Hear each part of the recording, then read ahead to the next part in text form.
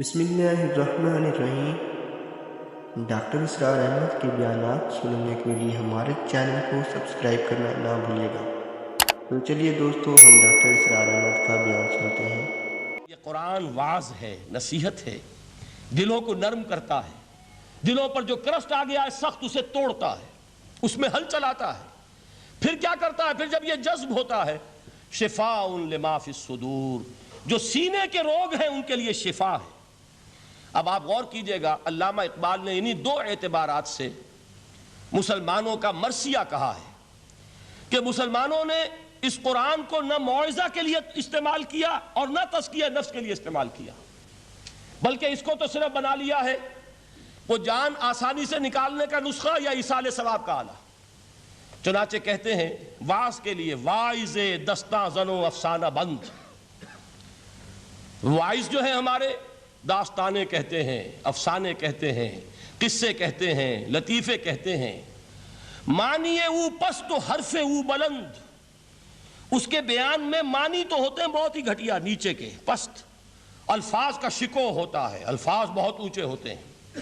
از خطیب و دیلمی گفتار او با ضعیف و شاذ و مرسل کار او، سارا واعظ و نصیحت جو ہو رہا ہے وہ ضعیف حدیثوں کے ذریعے سے، ضعیف روایات بخاری کی ہو، مسلم کی ہو، ترمذی کی ہو، ابن ماجہ کی ہو۔ کہاں خطیب بغدادی اور دیلمی، وہ کتابیں کہ جن کی کوئی سند نہیں ہے، وہاں کی روایات کے ذریعے سے لوگوں کو تذکیر کرنے کی کوشش کر رہے ہیں۔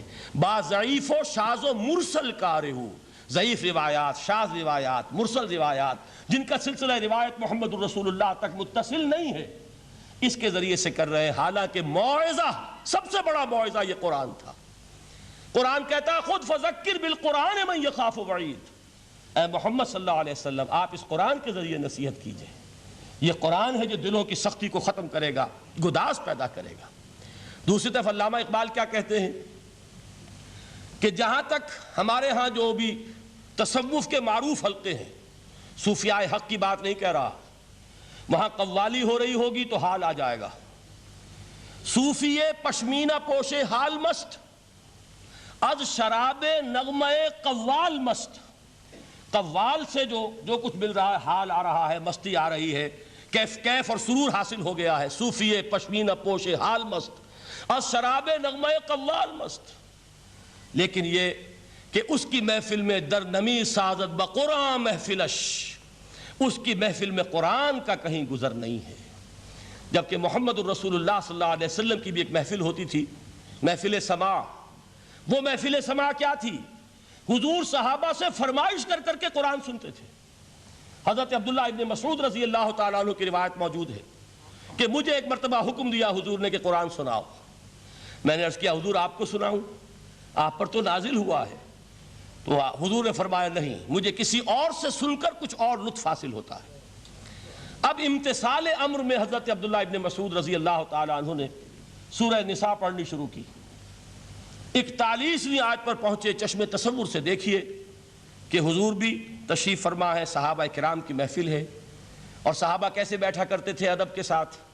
ایک روایت میں الفاظ آئے ایسے بیٹھتے تھے ساکت و صامت ہو کر، بالکل خاموش، سکون، ساکن اور ساکت اور صامت، کہ جیسے ان کے سروں پر پرندے بیٹھے ہیں کہ ذرا جنبش کریں گے تو پرندہ اڑ جائے گا، اس ادب کے ساتھ۔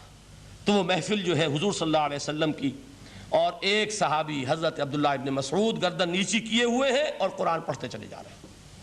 جب اس آیت پر پہنچے فَكَيْفَ إِذَا جِئْنَا مِن كُلِّ أُمَّةٍ بِشَهِيدٍ وَجِئْنَا بِكَ عَلَىٰ هَٰؤُلَاءِ شَهِيدًا، کیا ہوگا اس دن جس دن کہ ہم ہر امت پر ایک گواہ کھڑا کریں گے، اور اے نبی آپ کو گواہ بنا کر لائیں گے ان کے خلاف۔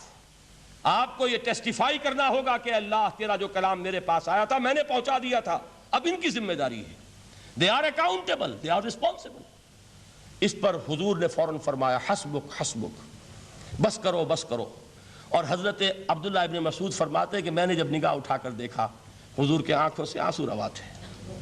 یہ ہے سماع، یہ محفل سماع ہے، کاش کہ اللہ تعالی ہمیں اس کی توفیق عطا فرمائے۔ یہ ہے مسنون محفل سماع۔